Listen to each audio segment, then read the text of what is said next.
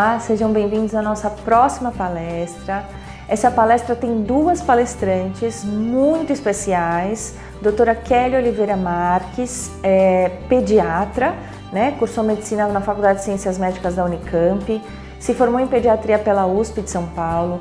Ela é especialista em alergologia e em amamentação pela International Breastfeeding Center, localizado em Toronto, no Canadá. Ela tem o título de consultora internacional em amamentação pelo IBCLC e ela vai falar hoje junto com a nutricionista Liana Macedo de Almeida. Liana é graduada pela Universidade Estadual do Ceará, ela é mestre em Ciências da Saúde, especialista em terapia nutricional e hoje ela atua como nutricionista do Hospital da Criança Santo Antônio, no Hospital Geral de Roraima. Realiza atendimento clínico na área materno-infantil, com ênfase em alergias alimentares e abordagem comportamental. Essa união da pediatria com a nutrição nessa palestra traz pra gente hoje o tema: a criança que não come, será que é alergia? Então, essas duas profissionais de excelência vão responder essa pergunta durante essa palestra. Tenham um ótimo aproveitamento e até a próxima!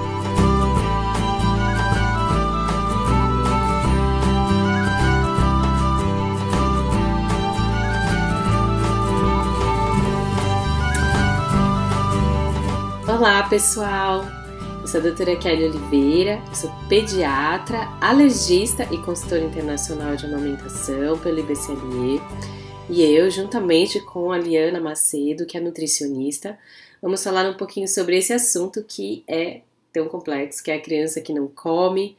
Será que é alergia? Hoje a gente vai abordar um pouquinho sobre alergia alimentar e que implicações que a alergia alimentar pode levar a dificuldade alimentar, por que muitas vezes a criança pode desenvolver uma dificuldade alimentar por conta da alergia e também saber identificar que quando não é alergia, saber diferenciar essas duas coisas. A gente vai falar um pouquinho sobre isso, a doutora Liana vai falar um pouquinho sobre a parte da dieta, a restrição alimentar, o uso das fórmulas ou não, a questão do paladar da criança. Então, tudo isso tá nessa aula, fica com a gente. Bom, começando a falar, sobre alimentação, sobre dificuldade, não tem como dizer que comer é algo muito complexo, né? A gente sabe que as dificuldades alimentares, elas podem chegar até 30% de uma criança com desenvolvimento normal, e numa criança com dificuldade, até 80%. A dificuldade alimentar existe em crianças que têm uma alteração no desenvolvimento, alguma dificuldade. Então é complexo, não é tão simples quanto parece, né? Além disso, comer é uma habilidade aprendida. Então não é algo assim que a gente fala, a gente já sabe como comer, a gente aprende, né? Ela exige todos os nossos órgãos dos sentidos, então desde o tato, o paladar, a audição, a visão, a parte sensorial, a gente vai diferenciar texturas, também a parte de equilíbrio, né, sistema vestibular. Vocês vão ver que é muito mais do que só colocar o negócio dentro da boca, mastigar e engolir. Além disso, comer, a gente sabe que é uma necessidade essencial e fisiológica do nosso corpo, então não tem como a gente deixar de comer. É necessário a sobrevivência, assim como respirar, assim como o sono também é essencial à vida. Então, a gente precisa aprender a comer, né? E também comer o ato de comer é uma comunicação. Então, se algo está errado, se a gente, essa pergunta que vem tanto à mente, por que o meu filho não come? Provavelmente ele está querendo dizer alguma coisa, ele quer falar alguma coisa, comunicar algo com você. Então lembre-se disso, né? A Patrícia Junqueira, no seu livro Por que meu filho não quer comer, ela fala que não abrir a boca, chorar, nausear, forçar o vômito ou vomitar, a criança engasgar, empurrar a colher, jogar alimento no chão, virar a cabeça. Então toda essa comunicação que a criança fala de recusa, vem antes do alimento vir à boca. Isso pode estar dizendo alguma coisa para você. Pode ser que, por exemplo, dói quando eu como, eu não me sinto bem, né? Tem alguma coisa que me incomoda. Eu não consigo comer isso, então isso realmente é algo que está me fazendo mal, é estranho. Eu me sinto desconfortável com esse tipo de alimento, então é algo que não me traz prazer. Eu tenho medo de comer, então eu tenho medo porque eu já engasguei, eu tenho medo porque eu tive uma experiência ruim com a alimentação, enfim, N fatores. Então vamos prestar um pouco atenção nisso, olhar um pouco mais a fundo, né? Um pouquinho sobre alergia. A gente sabe que a alergia alimentar, para a gente desenvolver a alergia alimentar, eu falo que não é para quem quer, é para quem pode. Então você tem que ter um substrato genético, que você tem que ter uma genética envolvida, geralmente pai ou mãe ou um parente que tem alguma doença alérgica, não necessariamente alergia alimentar, mas uma doença alérgica. Uma dieta com proteínas de alta capacidade alergênica. Então você pensa num bebezinho recém-nascido, por exemplo, que recebe aí na maternidade, por exemplo, uma fórmula infantil e vai receber essa quantidade de proteínas lá, ainda na maternidade, com o intestino bem imaturo, por exemplo. Deve haver uma quebra dos mecanismos de defesa do trato gastrointestinal. Você tem uma incapacidade no desenvolvimento da tolerância oral. Então, o que isso significa? O nosso intestino ainda é muito imaturo. E quando você tem contato, por exemplo, com essa proteína alergênica, você não consegue desenvolver a tolerância que seria o seu corpo reconhecer como se isso não fosse algo inerte, como se isso fosse não fizesse mal ao seu corpo. O corpo acaba reconhecendo isso como algo perigoso, você desenvolve alergia alimentar. E, com certeza, a gente tem que considerar fator ambiental, fator epigenético.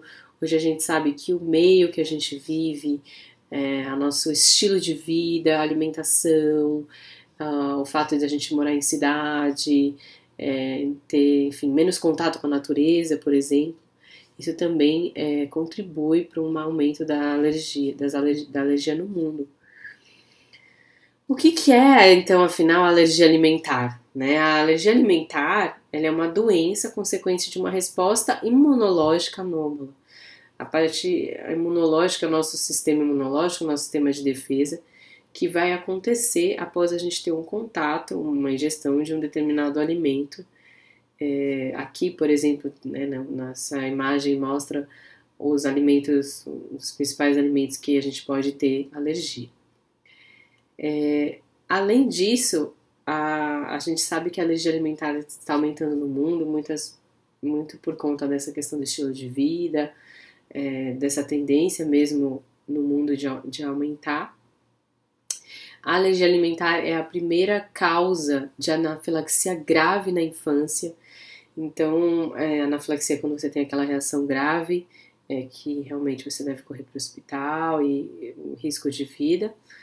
Quando a gente fala em cura, né, em controle da doença, a gente está pensando numa restrição alimentar absoluta. Isso significa a gente evitar completamente o alimento a qual a criança, o adulto é alérgico.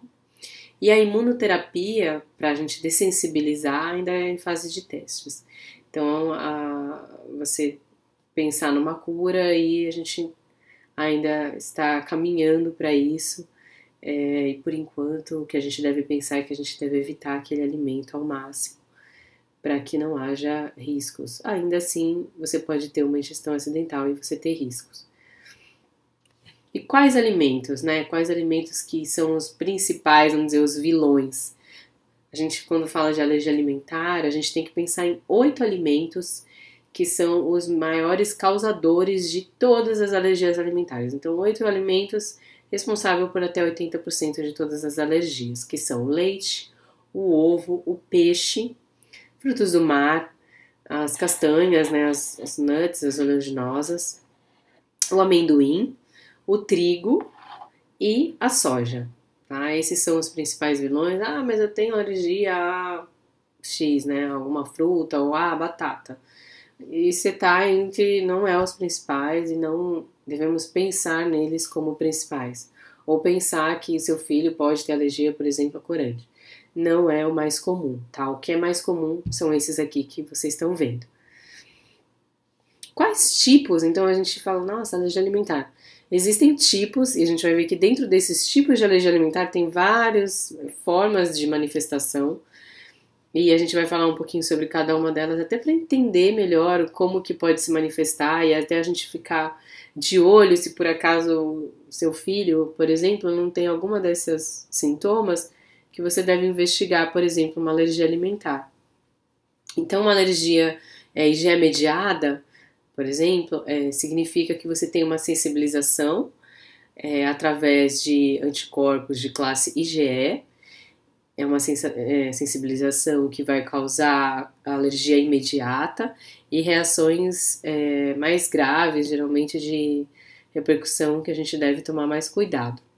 Tá? Vou falar um pouquinho sobre ela depois. A mista é quando você tem mecanismos mediados por IgE, associado à participação de linfócito T e citocinas pró-inflamatórias.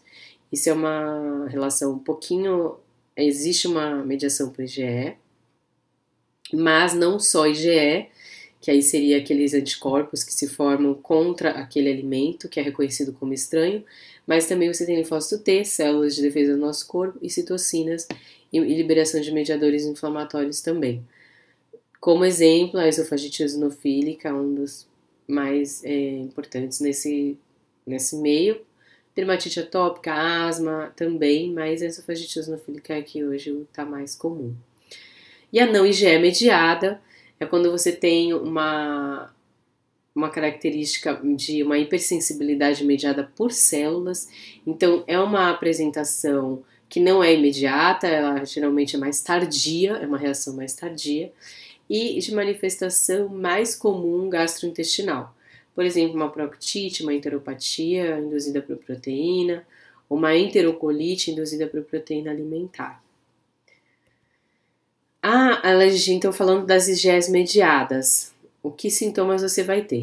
Reação cutânea, você tem urticária, angedema, eu falo que é aquela reação que você não tem dúvida que existe, né? Você tem placas no corpo, você pode ter angedema, edema de lábios, de olhos, manifestações respiratórias como tosse, broncoespasmo, gastrointestinais como vômitos imediatos, edema e prurido de lábios e diarreia também. Uma das reações IgE mediadas é um nome que chama síndrome da alergia oral. Não é tão comum, mas ela existe e é associada principalmente a frutas. O que é curioso, né, é que, por exemplo, frutas como banana, kiwi, entre outras, né, pêssego também, podem causar reações imediatas, que é edema, prurido, então você fica com aquela sensação, forma pápulas onde o alimento encosta, você tem uma sensação de coceira na garganta, queimação, e ela desaparece rápido. Geralmente esse tipo de alergia não causa sintomas graves, é raríssimo, né? Então não vai levar a uma manifestação sistêmica como uma anafilaxia. E muito, muito comum é quando você cozinha os alimentos, essas proteínas elas deixam de ser alergênicas. A hipersensibilidade gastrointestinal imediata ou anafilaxia gastrointestinal, ela causa náuseas, vômitos, dor abdominal, diarreia minutos a horas após a ingestão do alérgeno. Você pode ter vômito intermitente junto com um déficit de crescimento e sintomas de pele ou pulmão que vão levar à anafilaxia. Então, essa é uma reação imediata de manifestação gastrointestinal. Então, a gente tem que ficar bem de olho porque os sintomas gastrointestinais são bem rápidos e logo após o alimento. Na alergia alimentar mista, você vai ter esofagite eosinofílica, né, os tipos, a gastroenterite eosinofílica, a gastrite eosinofílica, a dermatite atópica e a asma. Falando um pouquinho da esofagite eosinofílica, a esofagite eosinofílica é quando você tem, né, por definição, você tem que ter um sintoma que vai ser semelhante à doença do refluxo gastroesofágico na criança menorzinha, que ainda não sabe falar, não sabe referir os sintomas. Nos adultos e nas crianças maiores, você tem uma queixa de disfagia, então dificuldade para engolir o alimento, principalmente impactação alimentar. Então você sente que aquele alimento fica preso e você não consegue engolir. A refeição é lentificada, você precisa tomar muita água, muito líquido para conseguir engolir o alimento e muita dificuldade. Junto com isso, você tem um achado histopatológico, que é na endoscopia digestiva alta, você vai achar um infiltrado eosinofílico e eosinófilos, mais de 15 eosinófilos por campo de grande aumento, apenas no esôfago. Então, que vem o terceiro, que é você tem aumento de eosinófilos apenas no esôfago e não em outras partes do tubo digestivo, do estômago, do duodeno. Já a gastrite duodenite eosinofílica são bem mais raras, você tem um processo inflamatório eosinofílico nessa região, ela ocorre mais em lactente adolescente e, em geral, o único alérgico alimentar é um único alérgico que está envolvido. Mais comum é o leite de vaca, o milho, soja e o amendoim. E no duodeno você pode ter sintoma obstrutivo, tá? A dermatite atópica, apesar da gente estar falando mais em dificuldade alimentar, a dermatite atópica ela pode estar relacionada à alergia alimentar. Geralmente ela se relaciona quando você tem casos graves de dermatite atópica, podem ter uma relação forte com o quadro de alergia alimentar. O principal é o ovo, depois leite de vaca, soja e amendoim, mas até 30% dos casos de dermatite atópica grave tem algum quadro de alergia alimentar associado. Então a gente tem que ficar de olho e pensar que, de repente, aquela criança ou se o seu filho tem dermatite atópica mais grave, investigar aí uma alergia alimentar junto.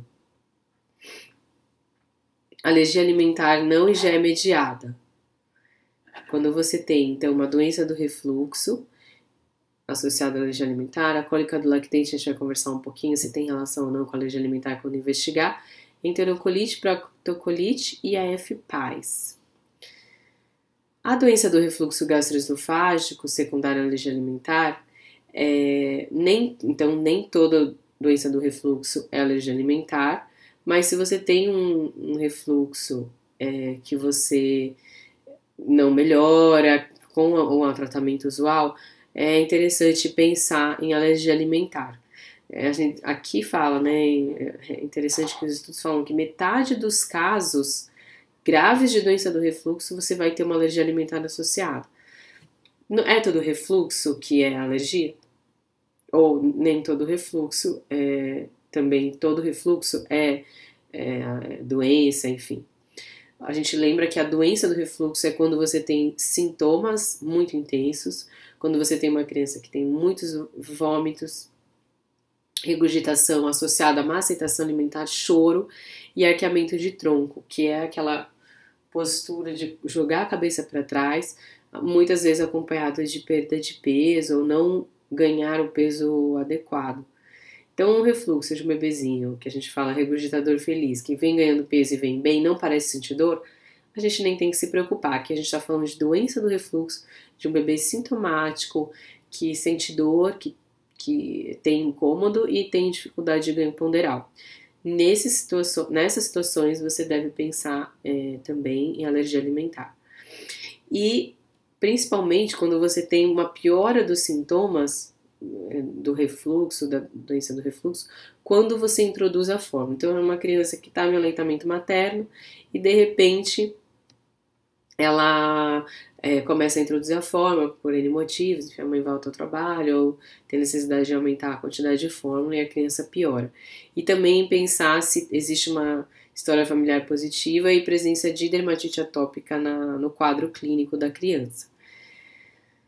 A cólica do lactente, né? A gente sabe que a cólica é algo que todo bebezinho tem, praticamente todo bebezinho vai ter. É um período de 0 a 3 meses. É uma criança, um bebezinho que vai ter uma irritabilidade, um choro num momento específico do dia, não tem uma causa aparente. E algo muito importante é que, por exemplo, essa cólica do lactente, o bebê tá bem, ele vem ganhando peso tranquilamente, ele não tem outros sintomas associados, ele não tem outros sintomas gastrointestinais, é um bebê feliz, mas é um bebezinho que tem cólica em determinados momentos.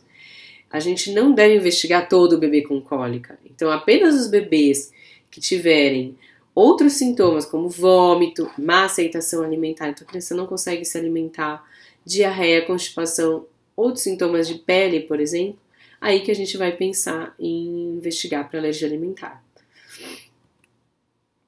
E por fim também a proctocolite eosinofílica ou alérgica, também conhecida, eu falo que é a mais comum mesmo de alergia à proteína do leite. A incidência a gente não conhece muito bem.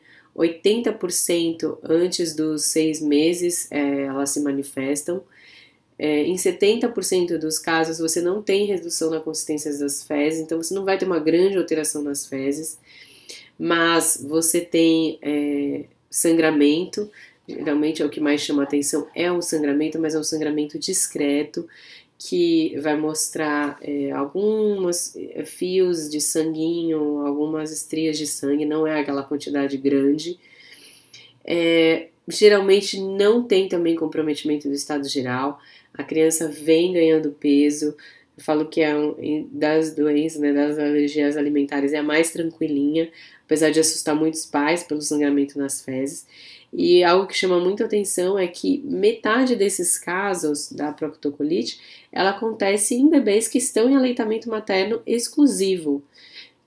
Por quê? Pela passagem do leite de vaca, ou provavelmente leite de vaca ou outro alérgeno, pelo leite materno. Então, através dessa passagem das proteínas, através do leite materno, é que o bebezinho acaba tendo essas manifestações.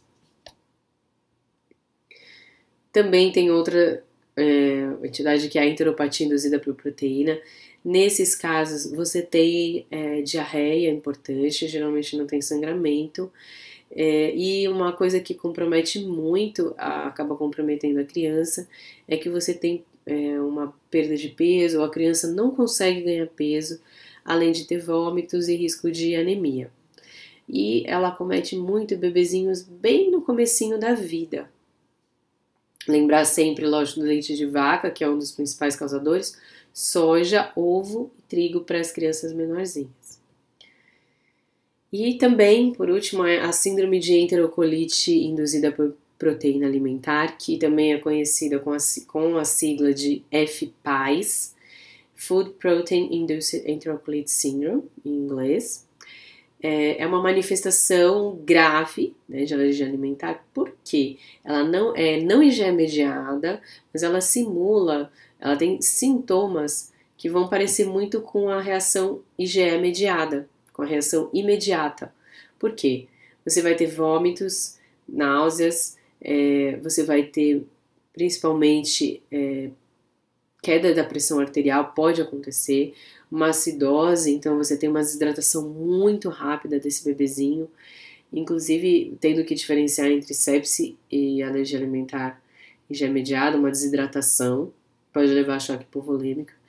Então são crianças que realmente ficam com sintomas muito rapidamente após a ingestão da proteína. É bem raro, a incidência ainda é desconhecida, mas é raríssimo. Mas é algo que a gente tem que ficar de olho, por exemplo, num bebezinho que desidrata rápido, a gente não tem muito uma causa, deve-se pensar em FPIES. E pensando também o que não é alergia alimentar, a gente falou um pouquinho do que é, mas muitas vezes o que não é e como identificar, são reações não imunológicas. Então, a criança comeu alguma coisa e passou mal, uma intolerância. O mais comum, por exemplo, é a lactose, né? Quando a gente fala intolerância à lactose, a gente está falando de um açúcar, de um carboidrato e não de proteína, que também pode causar sintomas gastrointestinais e dificuldades, né, na digestão desse alimento e até recusa alimentar, mas isso não é alergia alimentar. Outras coisas são toxinas presentes no alimento, então uma infecção, por exemplo, que você vai ter com bactérias, né, intestinais, por exemplo, e passar mal. E alguns medicamentos, até, por exemplo, com cafeína, que você pode ter uma intolerância a essas determinadas substâncias. Bom, como vocês viram aqui, gente, alergia alimentar ela é tudo menos frescura, né? Eu falo que, na verdade, você tem um risco muito importante, muito grave de ter reações graves, de desenvolver uma anafilaxia, até hospitalização e morte. Então, quando a gente fala de alergia alimentar e fala, não dá tal comida para criança, realmente não faça isso. Se você não conhece, se você não sabe o que ela tem de reações, toma cuidado, não é frescura. Se aquela mãe tá aflita, se aquela mãe tá com medo, é porque existe algum motivo e a gente tem que acolher, né? Outras dificuldades, principalmente por conta desse risco que a criança corre muitas vezes, é que os pais ficam muito ansiosos, eles ficam com medo, até na própria introdução alimentar eles já vão com um pouquinho mais de aflição, um pouquinho mais de medo. Será que meu filho vai reagir? Será que ele vai ter algum sintoma relacionado à alergia alimentar? Principalmente na introdução alimentar, se você já sabe que seu filho é alérgico, você já fica com aquele medo. Então isso gera uma ansiedade nos pais que vai ser refletida no bebê e muitas vezes ele pode ter sintomas também. Além disso, existem as expectativas, né, dos pais, dos familiares, que a criança coma, que ela tenha prazer, que você vai fazer aquela comidinha com muito amor e carinho e a criança pode recusar. E a gente acaba levando, vamos dizer, essa carga e essa expectativa para o bebê. Inconscientemente, não que a gente queira, mas isso também pode levar a algumas dificuldades iniciais. Na alergia alimentar também, principalmente, você vai ter sintomas que podem não estar controlados, que vão demorar muito tempo, muitas vezes os sintomas demoram para melhorar, meses, por exemplo. O sangue nas fezes, a irritabilidade, as cólicas. Então sempre tem aquele fantasma de que, será que ele vai comer alguma coisa e vai passar mal? E isso gerar até um trauma ou um reforço negativo diante daquele alimento. Isso tudo pode acontecer. E claro, gente, nem tudo que parece é e nem tudo é o que parece. A gente precisa enxergar um pouquinho mais além, porque eu falo que a alergia alimentar e a dificuldade alimentar, a gente pode colocar, é como a ponta de um iceberg. Muitas vezes a gente olha a dificuldade alimentar que aquela criança está tendo, mas existem inúmeros outros fatores que estão causando isso. Então, é uma alergia alimentar não controlada, que a gente acabou não diagnosticando, não dando a devida importância, ou muitas vezes ainda está na luta. São outros sintomas, outras dificuldades e angústias que essa família tem, memórias, enfim, outras coisas que trouxeram da sua própria infância. Então, a gente olhar mais a fundo, eu falo que é apenas a ponta do iceberg, a gente precisa olhar o todo. Além disso, né, a questão do diagnóstico, que eu não vou conseguir também abordar tudo aqui, na alergia alimentar, o diagnóstico ele é basicamente clínico, principalmente em bebezinhos. Então você vai precisar ter uma parceria muito grande com os pais, conversar. Muitas vezes, lógico, testes auxiliam, né, os testes feitos pelo especialista, o alergista, o gastro, por exemplo, pediatra, vai saber identificar e fazer esses testes sanguíneos ou, né, outros testes para identificar que alergia que o seu bebê tem ou a criança mais velha e caminhar junto. Mas o diagnóstico é basicamente clínico e a suspeita deve vir dessa parte clínica e depois você partir para algumas outras investigações. Nesse estudo, que eu achei bem interessante, é um estudo de revisão em 2010, então ele fala um pouquinho sobre a dificuldade alimentar em crianças com alergia alimentar. É bem o tema que a gente quer abordar, estamos abordando aqui na aula, e fala, né, novamente corrobora o quanto que a alimentação é algo que preocupa os pais, né, de 25% a 45%, eles trazem isso para o pediatra. A dificuldade alimentar, como a gente viu, pode ser um dos primeiros sintomas que revelam algo orgânico. Então, o primeiro sintoma de que algo não está legal, isso também tem a ver. E a gente deve prestar atenção, como a gente falou, é apenas a pontinha do iceberg. E ele divide em 3 partes. Então, o que pode acontecer? Você tem uma má adaptação ao comportamento aprendido, uma função sensório oral e motora oral alterada e uma dificuldade aí, então, nesse comportamento e no desenvolvimento da alimentação e do ato de comer. Sobre a má adaptação ao comportamento, o que acontece? Alimentar é um comportamento aprendido, como a gente viu. Comer é complexo, comer é uma habilidade aprendida. Ele envolve habilidade motora, sensorial, comportamental, comunicação, fator psicológico, né? Como que essa criança está naquele momento. As crianças alérgicas, elas tendem a ter um comportamento num esforço de evitar a dor, um desconforto, uma ansiedade. Então, se é uma criança que foi alimentada ao seio, por exemplo, ou com fórmula infantil, e ela sentia dor ao ser alimentada, ou tinha refluxo, tinha regurgitações e dor, ela vai levar isso, por exemplo, para a introdução alimentar, ou pode levar isso para a introdução alimentar, caso não tenha sido bem resolvido. E isso pode levar à recusa e lutas nas refeições, limitação do volume, por exemplo, de aceitar a comida. Então a criança vai aceitar uma colherzinha, ela viu que aquilo não fez bem, para de comer, para a ansiedade e desespero de muitos pais. A recusa alimentar, ela acontece por conta dessa dor e desconforto que a criança tem em outras experiências. E a criança, ela passa a evitar não só os alimentos, mas também tudo que está associado ao ambiente, que é a colher que é levada à boca, o pratinho, é o ambiente, tipo, só de colocar no cadeirão a criança já começa a chorar, porque ela fala assim, nossa, eu vou sentir dor, eu vou sofrer aqui, eu não quero isso. E ela já começa a colocar isso e associar isso na memória dela. Além disso, essa função sensório oral e motor oral, então tanto a parte sensorial quanto motora da criança, ela vai se desenvolver muito e de forma intensa dos 0 aos 2 anos de idade. A gente acaba gravando o quê? Que uma experiência ruim que a criança vai ter com a alimentação, ou teve, leva a uma recusa aprendida. Então ela aprende a recusar o alimento por conta dessa experiência. Além disso, a criança com alergia, ela vai ter uma dieta mais limitada e restrita. Ela não pode comer determinados alimentos, ela fica com, muitas vezes, uma dieta, uma alimentação muito monótona, e isso leva à recusa também. Pode haver uma progressão tardia ou imatura de uma habilidade motor oral, então ela pode demorar a, por exemplo, progredir para texturas maiores, para pedacinhos de alimentos, e isso atrapalhar o impacto motor. Então a criança tem dificuldade na mastigação, porque comia muito liquidificado, por exemplo, porque a mãe começa a ter medo da criança engasgar e fazer os vômitos que a criança fazia, e aí ela bate o alimento. Isso leva a mais para frente, por exemplo, a criança de 1 aninho, às vezes até um pouco mais de 1 ano, vamos tentar transicionar então da papinha líquida para uma coisinha mais com textura ou pedacinhos.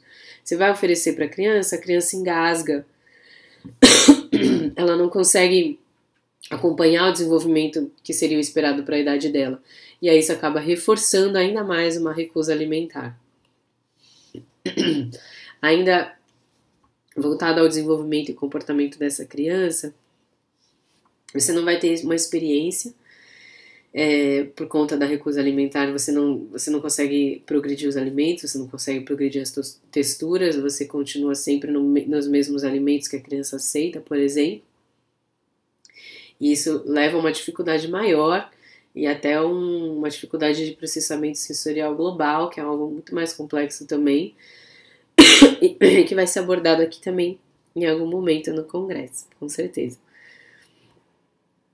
Além disso, esse outro estudo, ele mostra que a alergia alimentar, ela leva a um impacto psicossocial muito grande, principalmente nas famílias, porque você acaba comprometendo muitas vezes a atividade da vida diária da criança, na escola.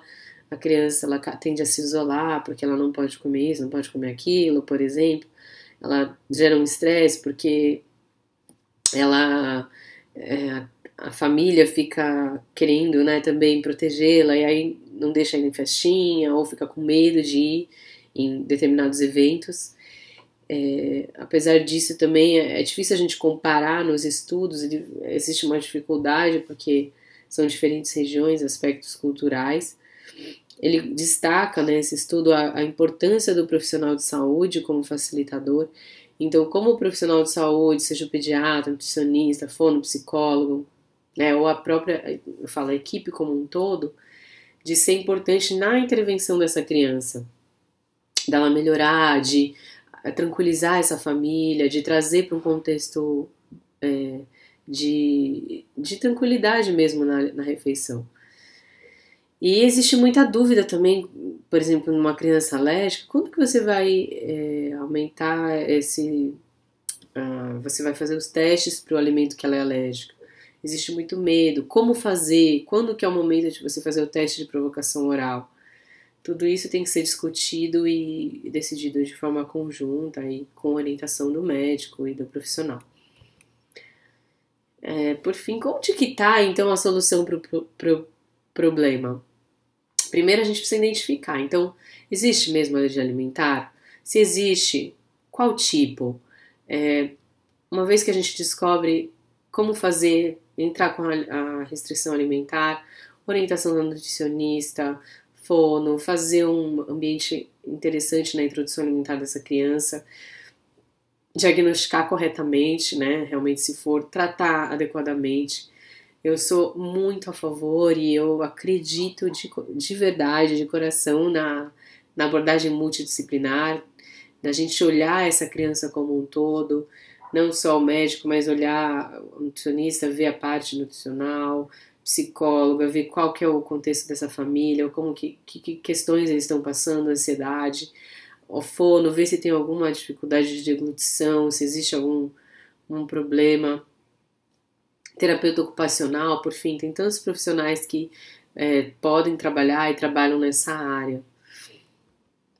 E esse conceito que eu deixo para vocês, que é o Ubuntu, é um conceito africano que fala eu sou, que significa eu sou porque nós somos. Então, crianças na África, elas acreditam muito nisso e existe esse conceito que eu existo porque nós existimos. Então, como esse trabalho em equipe, como a gente se abraçar nesse sentido é importante, as famílias se apoiarem, você encontrar um grupo de apoio que você consiga entender a angústia de outras mães também, você fala, nossa, eu também passo por isso, e a pessoa sabe, dividir, trocar receita, entender que, poxa, é assim mesmo, demora um pouquinho, mas vamos lá, um dia de cada vez, ter o profissional que te apoie, que fala, não, mais um dia, mais um pouquinho, vamos lá, vamos tentar fazer isso de uma forma muito boa. É isso que eu acredito nesse trabalho em equipe, nesse trabalho junto. Olá a todos, eu sou Liana, nutricionista, e vou dar continuidade à aula da doutora Kelly. Então, é sabido que as dificuldades alimentares têm sido uma queixa muito frequente nos consultórios, né, ultimamente, e que sua prevalência tem sido alta. E o que a gente sabe também é que em crianças alérgicas essa prevalência é mais frequente. Os alimentos comumente envolvidos nas alergias alimentares já são conhecidos por nós, a doutora Kelly já os apresentou, e para que a gente tenha um controle efetivo dos sintomas ocasionados pelas reações alérgicas, a gente precisa retirar os alérgenos da dieta. Então, em algumas situações até ter bastante cuidado com relação à contaminação cruzada, né? A presença desses traços que são gerados por essa contaminação cruzada podem, inclusive, causar reações alérgicas graves também. Os sintomas das alergias alimentares também já foram apresentados e eu destaco aqui os sintomas gastrointestinais que têm tido uma relação maior também com as dificuldades alimentares. Sobre o tratamento das alergias alimentares, né, o que a gente precisa é realmente retirar o alérgeno da dieta. E aí tem algumas situações específicas que a gente vai pontuar agora. Então, para a mãe que amamenta, né, ou de forma exclusiva, ou que complementa com alguma fórmula, a gente precisa retirar da dieta da mãe esses alérgenos que fazem mal à criança. Então, a proteína pode realmente passar pelo leite materno, né, fazendo com que a criança desenvolva reações alérgicas. E aí seria muito fácil retirar o aleitamento materno e deixar só a fórmula que, teoricamente, seria mais seguro para a criança. Porém, a gente insiste, né, que o aleitamento materno seja continuado por todos aqueles benefícios que a gente já conhece, mas também porque o leite materno ele gera oportunidades à criança que vão ajudar, digamos assim, vão amenizar as dificuldades alimentares no futuro. A gente sabe que o leite materno, ele tem a sua composição modificada, inclusive no curso de uma mesma sessão de amamentação, digamos assim. E que a dieta da mãe também influencia no sabor do leite materno. Então, a criança que mama, né, a criança que faz uso do aleitamento materno, ela começa a ter oportunidades de sabores diferentes ainda antes de iniciar a alimentação complementar. Então, a gente já dá oportunidades a essa criança e a mãe, e um cuidado importante que a mãe tem que ter é com a leitura de rótulos, né? A gente sabe que quando se inicia a dieta de exclusão, acaba se voltando muito para os alimentos mais naturais, aquilo que a natureza oferece de uma forma in natura para a gente, né? Isso é muito positivo porque a gente acaba melhorando bastante a alimentação e faz uso de um mínimo de alimentos industrializados. Porém, mesmo assim, é importante a leitura de rótulo, já tem legislação que obriga a informação da presença de alérgenos e até da contaminação cruzada. É uma inscrição que diz alérgicos contém ou alérgicos pode conter, no caso da contaminação cruzada, aumentando a segurança das crianças alérgicas e das mães das crianças alérgicas que amamentam, né? E eu queria só deixar um adendo aqui, um alerta, é que quando há necessidade de complementação do leite materno, usar fórmulas adequadas para alergia alimentar, né? Então, as fórmulas infantis contêm a proteína intacta, né? Aquelas fórmulas infantis de rotina, contém a proteína intacta, então não devem ser usadas para crianças alérgicas, inclusive aquelas sem lactose, né? O sem lactose é sem a lactose, que é um carboidrato e não a proteína. E aí, nessa fórmula sem lactose, a proteína do leite de vaca continua lá intacta. Então, vai causar reações alérgicas. As fórmulas adequadas para alergias alimentares podem ser as fórmulas infantis à base de soja, fórmula infantil à base de proteína extensamente hidrolisada ou as fórmulas à base de aminoácidos. Essas fórmulas devem ser, cada uma tem uma indicação clínica, né? E devem ser muito bem indicadas por um profissional de saúde. Nas crianças maiores de 6 meses que fazem uso do aleitamento materno, continua a dieta de exclusão para a mãe, né? E se essa criança usa a fórmula também deve ser adequada para alergia alimentar, né? Eu queria abrir um parêntese aqui e dizer que leites, né, extratos vegetais que são utilizados, que não devem ser utilizados na dieta da criança com alergia alimentar como substituto da fórmula ou do leite materno, né? A composição é muito diferente, não suprindo, né, as necessidades da criança e podendo causar carências futuras. A alimentação complementar segue normalmente. A criança em alimentação complementar que não é alérgica deve iniciar a sua dieta com frutas, vegetais, né?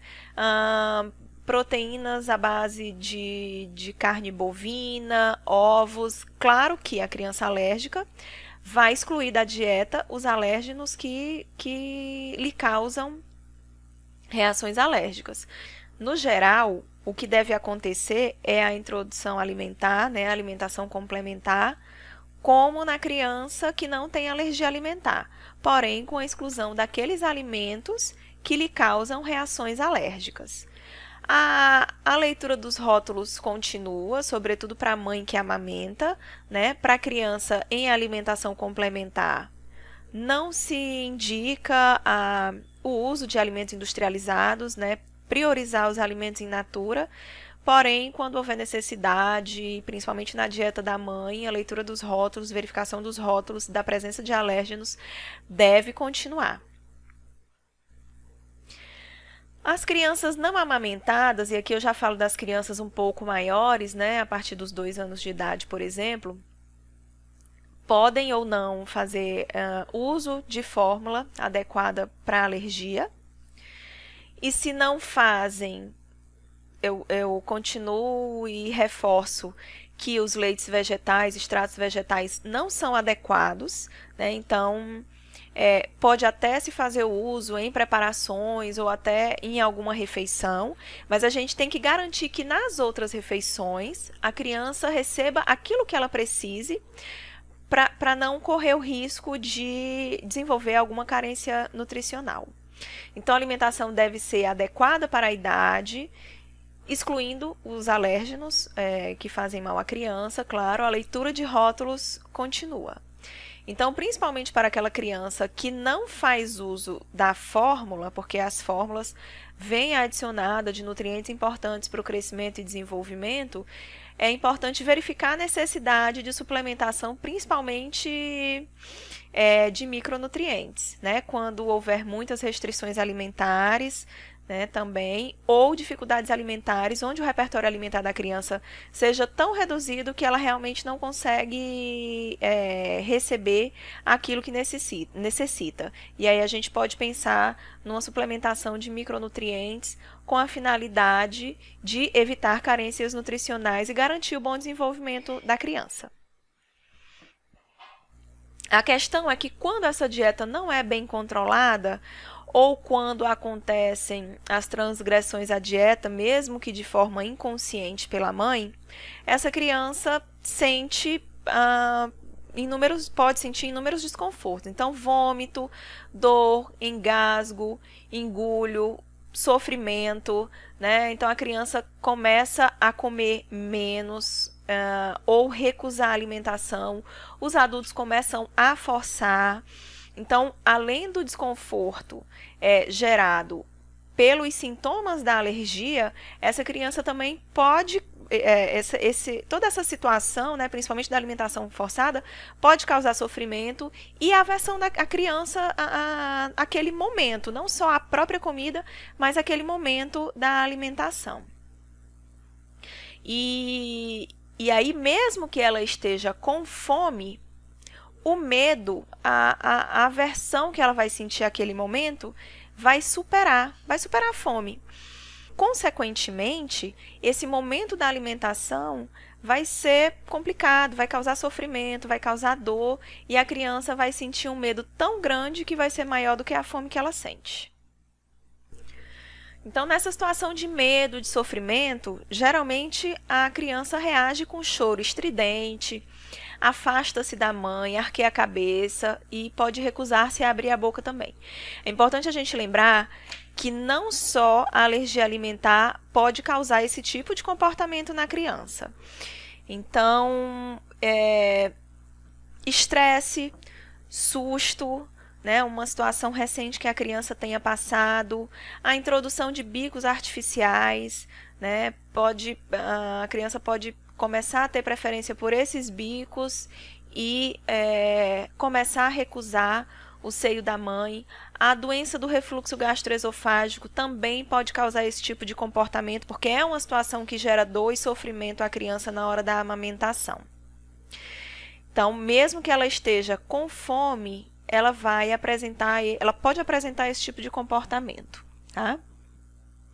Por isso é importante ter um controle rigoroso sobre a alimentação, porém evitando restrições desnecessárias. Isso é o que eu sempre digo, evitando restrições desnecessárias.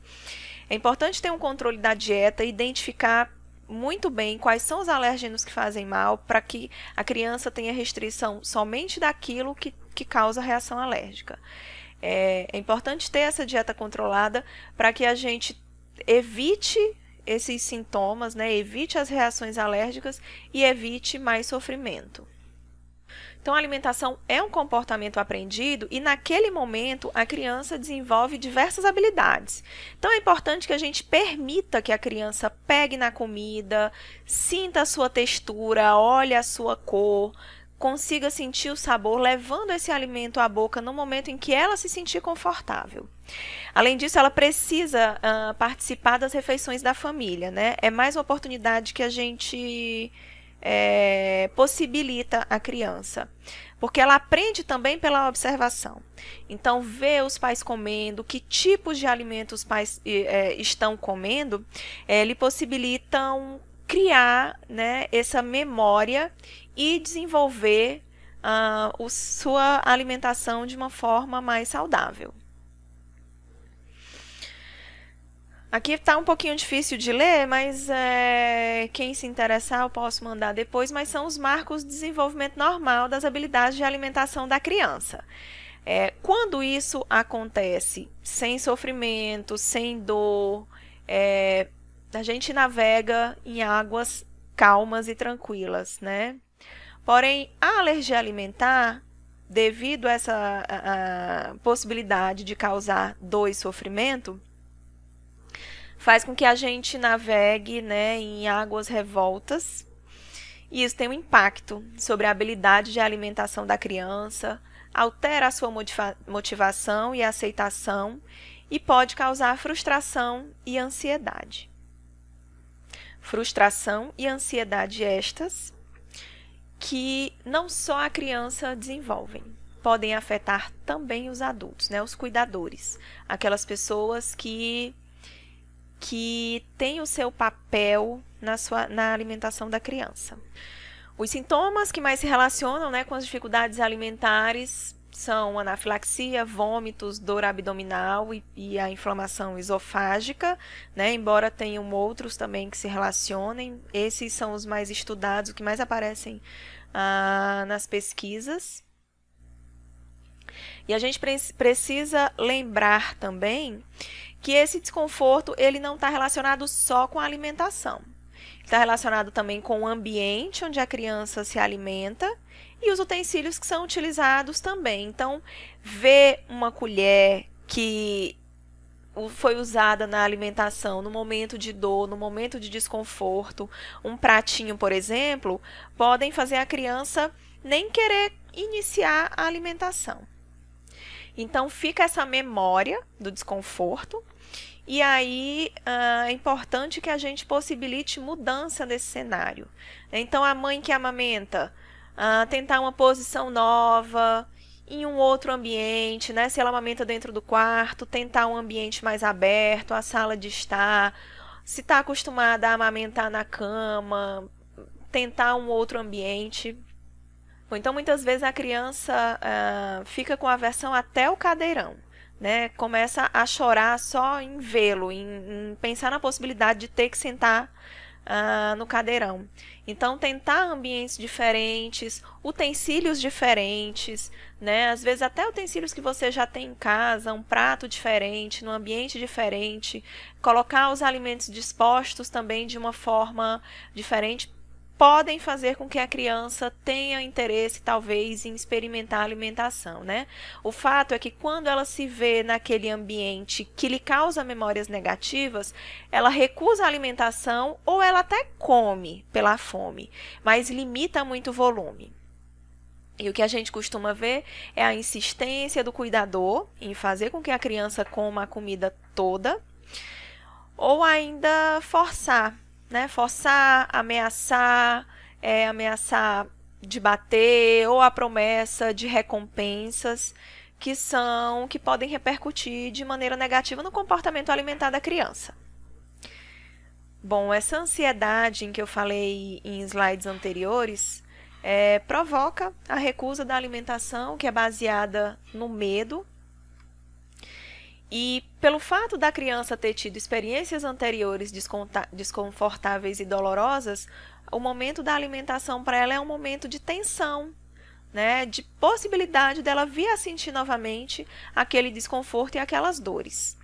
E não só a criança sofre com isso, os cuidadores também sofrem, né? Então, às vezes a mãe prepara mais de uma comida, a criança não aceitou a primeira, ela vai tentar fazer outra coisa, e na ansiedade, né, na ânsia de que a criança aceite comer alguma coisa, e aí ela prepara várias coisas, ela prepara aquele alimento em que a criança tem uma aceitação melhor, e aí vem a frustração da criança não ter se alimentado adequadamente ou ter recusado completamente a alimentação.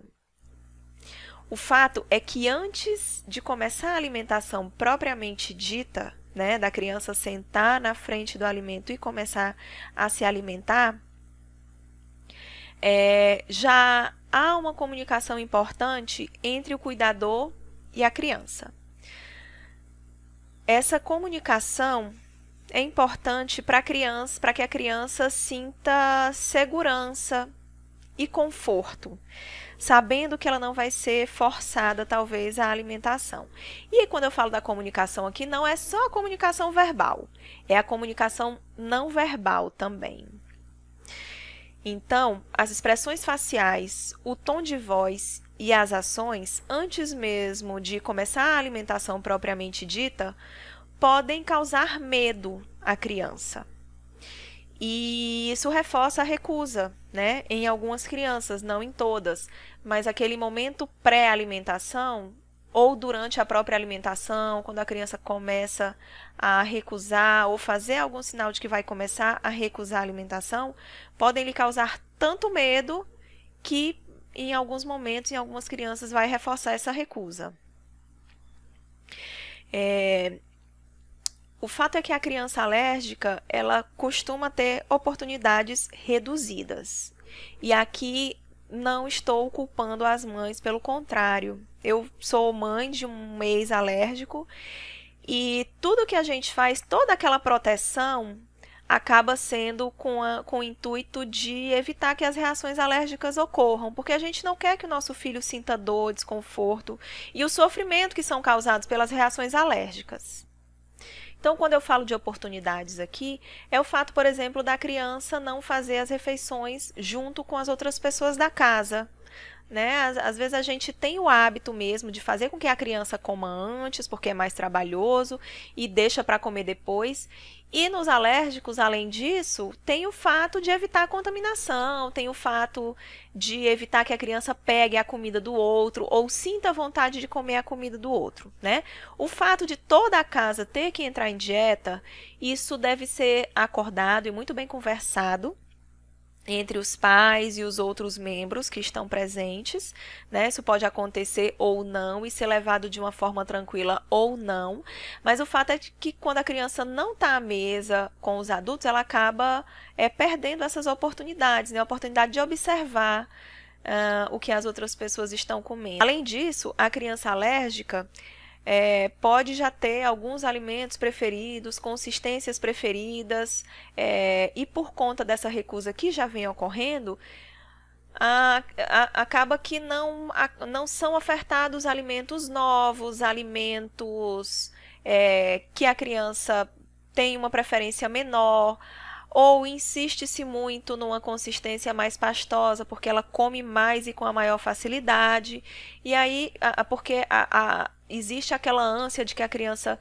não perca peso ou que mantenha o seu peso, e a gente acaba incorrendo nessa situação de oferecer os mesmos alimentos e não evoluir consistência nessa dieta. Os fatores que contribuem, né, para as dificuldades alimentares na criança alérgica são o desmame precoce, né? A gente vai ver aí alguns trabalhos depois que falam um pouquinho sobre isso, né? Mais especificamente no fato da criança receber somente fórmula no lugar do leite materno. Então, a gente conversou que o leite materno também possibilita oportunidades à criança para que ela sinta novos sabores, e isso é influenciado também pela dieta materna, e diferentemente da fórmula, essa criança fica tendo a oportunidade de receber apenas o mesmo alimento e sentindo o mesmo sabor. As fórmulas indicadas para alergias alimentares também fazem com que a criança fique seletiva para sabores amargos e azedos, né? Um retardo na alimentação complementar também pode fazer com que a gente perca essas oportunidades, né? Existem também janelas de oportunidades para o sabor que a criança acaba perdendo quando a gente não oferece os alimentos no tempo correto, né? Que é a partir dos 6 meses. A gente sabe que existem crianças que têm alergias múltiplas, que a alimentação complementar deve ser feita de uma forma mais cautelosa, mas o que eu reforço aqui é que a gente evite, por exemplo, as restrições desnecessárias. Além disso, o comportamento dos cuidadores também podem influenciar, né? A gente sabe que o papel dos cuidadores é selecionar os alimentos que vão ser ofertados à criança, propiciar um ambiente harmonioso para que ela possa fazer essa alimentação de uma forma mais confortável. Mas a gente precisa reforçar sempre que o quanto comer é papel da criança. Ela decide o quanto comer. Então, quando o cuidador oferece alimentos mais fáceis de mastigar e de engolir, repete os alimentos mais aceitos, reduz as oportunidades dessa criança. E quando força a alimentação, também causa aversão ao momento da alimentação. A transgressão da dieta, né? A transgressão é quando a mãe ou que amamenta ou a criança come algum alimento contendo alérgeno, né? Ou por acidente, ou mesmo de uma forma inconsciente da mãe que amamenta, porque não sabia que naquele alimento tinha, ou quando a criança é um pouco maior e vai lá e pega, né? Cata um alimento que sabidamente tem o alérgeno. Isso pode lhe causar reações desconfortáveis, né, as reações alérgicas, fazendo com que a criança tenha dor, tenha desconforto e contribuindo, né, para as dificuldades alimentares.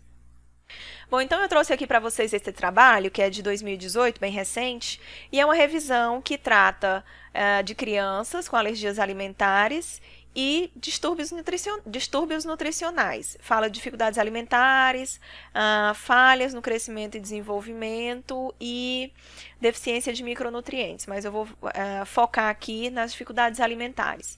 Então, nessa revisão, né, fala que 60% das crianças com doença do refluxo gastroesofágico sofrem com dificuldades alimentares e outros sintomas relacionados a alergias alimentares, 11,8%. Então, doença do refluxo tem um papel importante nas dificuldades alimentares, né? Bom, esse trabalho é um trabalho de revisão e aí a maioria das publicações utilizadas viam que as crianças com mais dificuldades alimentares eram aquelas que tinham FPAS, né, que é uma alergia não mediada por IgE, e esofagite eosinofílica, que é uma alergia mista. A alergia não mediada por IgE também foi responsável pela maioria das dificuldades alimentares. 40,2% dessas crianças apresentaram.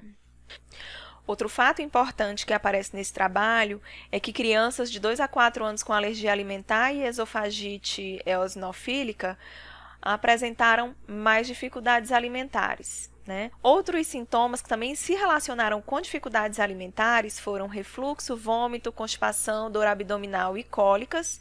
E como eu já falei, esse trabalho traz também questões relacionadas a crescimento e déficit nutricional em crianças alérgicas.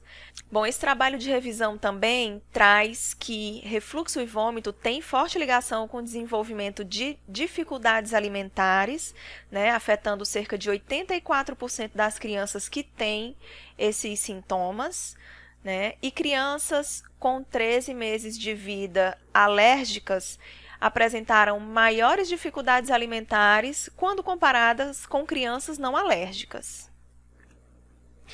Um outro trabalho que eu trago para vocês é esse. Dieta de exclusão do leite de vaca durante a infância tem efeito a longo prazo sobre o comportamento alimentar e preferências da criança?